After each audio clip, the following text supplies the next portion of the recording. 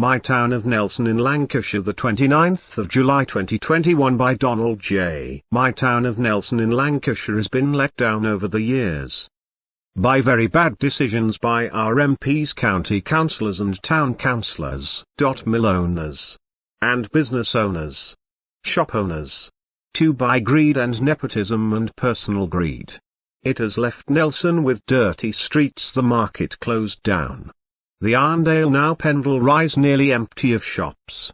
Is it not time to pull the Arndale Pendle Rise down and make a fresh start? Our shops down Manchester Road, Scotland Road and Leeds Road are empty too, and if not empty they look a disgrace. We have dirty front and back streets with rubbish left in them, rats and mice running about, road gullies blocked up, never been cleaned for years, potholes in our streets and main roads. Our park service needs upgrading and more staff. We need road sweepers that actually sweep the footpaths with a brush and shovel.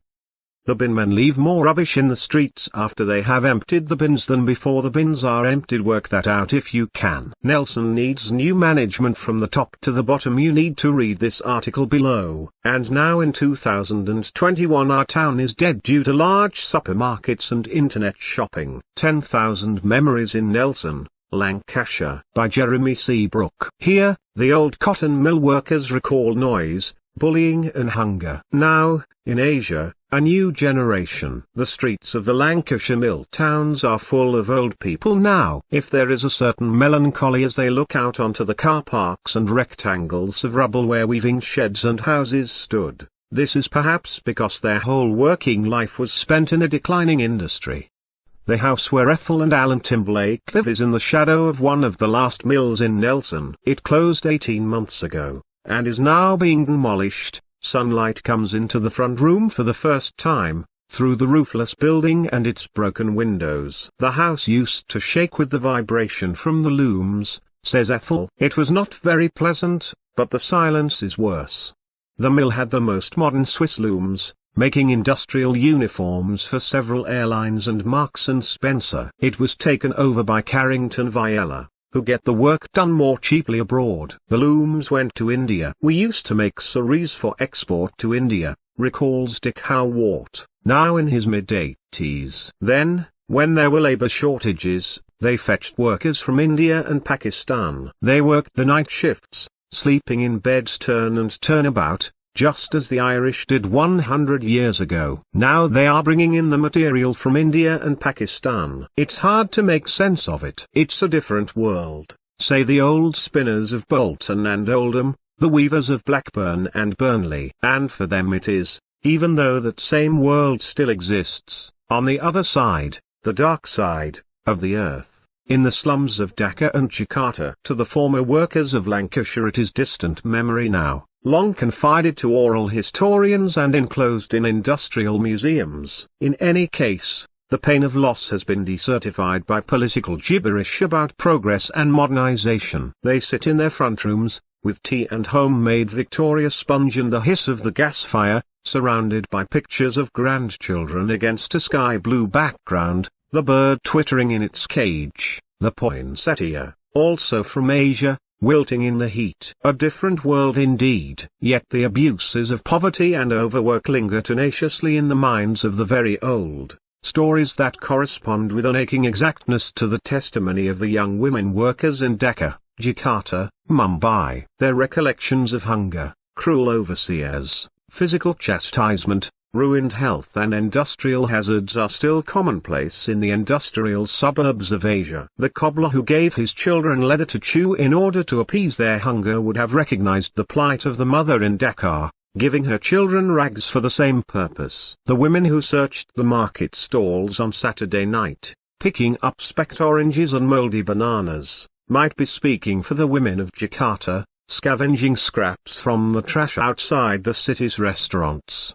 When they tell of foremen who hit the women, made them stand for an hour in the freezing mill yard if they were late for work, their echoes prefigure the woman in the Dhaka factory, beaten with a chair leg for tangling her threads, the woman dismissed from her job for abandoning her machine when she learnt that her son had been killed. When they speak of the ebb and flow of trade, the long periods on the dole, They anticipate in memory the thousands being laid off each day in the Jakarta of 1998. Olive Sharples, Weavers Union organizer for 44 years, remembers visiting the sick, many of whom were dying of byssinosis, a then unrecognized respiratory disease that came from long exposure to cotton dust. Now, the workers of Dhaka waste away with TB. Ethel Timblake remembers her mother sucking the ends of the cotton through the shuttle, kissing the shuttle. They called it the kiss of death, for she died of emphysema at 50. Others tell tales of people who were caught by their hair or a limb in the straps that drove the looms, and were dashed against the ceiling of the shed. The same industrial accidents are reported today, which is scarcely surprising, since some of the same archaic machinery is still in use in the decaying mills of Mumbai. The names Northrop of Blackburn or Platt Brothers of Oldham still embossed in the ancient metal. The old bring to life not only their own testimony of work, want and struggle, but equally, the experience of people separated from them only by time, different skies, another color or religion. If it is hard for them to perceive a common destiny, perhaps this is because they are constantly being urged on to a future of undreamed of technological marvels, to a frantic keeping up with the times that demand the same tribute of flesh and blood all over the world, and which the workers of Lancashire paid so recently. It isn't only the working conditions that join our past with their present. The mill workers tell how the big stores, Woolworths, Marks and Spencer, would place an order for fancy handkerchiefs, say a small order at first, then a bigger one. Finally, the whole factory would be given over to the production of one item. Then, when the company was dependent on these orders, the stores would offer less money. The wages of the workers went down, profits dwindled, and in the end, the company closed down. The beneficiaries of the shift to Asia are deterred from organizing by the vast pool of workless, or by the presence of the military, spies and informers, in the factories. Nuri was dismissed in June 1998 for trying to form a union in a subcontractor to Marks and Spencer in Jakarta. In Dhaka, Rana Begum was imprisoned with 21 other trade unionists for stealing from the factory. After 2 years in jail, it was discovered that the production manager had stolen the goods. No compensation. In the industrial zones of Tangerang, Bekasi, Mirpur, Dharavi, you will find all the big names: Walmart, C&A, Levi Strauss, Great Reaper, Nike. The complaints of the workers might have been compiled in Lancashire: bad ventilation, no work security, compulsory overtime, no health insurance, insufficient rest, being timed going to the lavatory, fines for the smallest mistake, bullying, harassment, being forbidden to sing, talk or laugh. Dick Howard and his wife look out into the street, children sit on the wall of a derelict house, the inheritors of the lost function of the mill town of Padiham, where mills employed the vast majority of its 13,000 people. Drugs, no secure work, is that better than what we knew?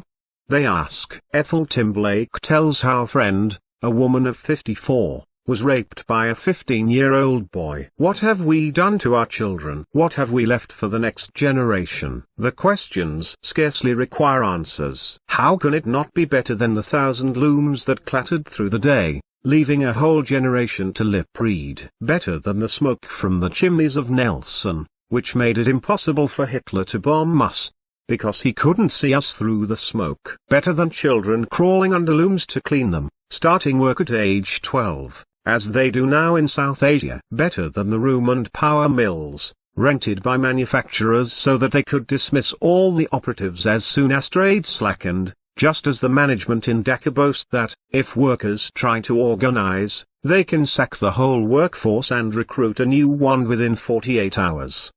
The old look back with a curious estrangement from their earlier selves, as though they had died and been reincarnated. We went on holiday to Blackpool. My grandmother filled a tin trunk with cakes and bread she'd baked. Then she came all the way back on Wednesday and filled it up again. They used to take all their belongings on holiday. This woman, big fat woman, carrying her canary in a cage, little husband with 2 huge suitcases. She says to him, "Be careful, We don't want that rupture coming down at Morecambe. We had to call the boss master. He'd stand at the entrance, push back his billycock, and walk through. If he was wearing his blue suit, you knew things were rough. There'd be trouble. When they brought in the Clean Air Act, the sheep and sparrows of Nelson all changed colour. They were part of a great division of labour, in which the work of thousands of hands was coordinated into a single industrial machine. Even the words that placed them in the structure are a dead language now. Who knows now what a cakewinder was, a deviler, a tackler? I used to look in the shop windows and see the stuff we'd made. We were pleased. The cotton they sell now, we wouldn't have it as floor cloths.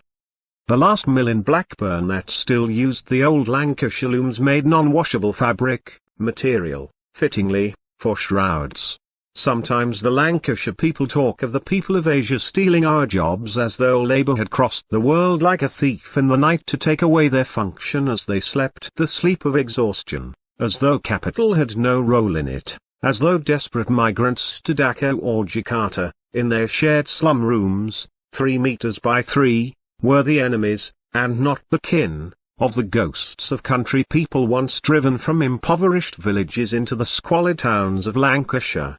We tried everything to keep the mills open, recalls Olive Sharples. We organised the Buy British campaign in the 60s. Some companies imported cloth and stamped Made in Accrington on it, but it didn't save them. People feel bitter. They still do. It wasn't till 1980 that we could see it was all finished. We thought if they modernised, at least there'd be some jobs. The workers of Asia and of Lancashire have one other thing in common. They were never consulted about the setting up of the industry, any more than they were about its closure, but were sucked into it beyond their will, beyond their control. They used to say, "I'm not going to let any child of mine go into the mill," but into the mill they went. Then, when there were no mills left, they find themselves asking where are the jobs for the next generation coming from. There is no answer. The jobs have gone to use up the youth and energies of young people in Asia, just as they laid waste those of generations in Lancashire.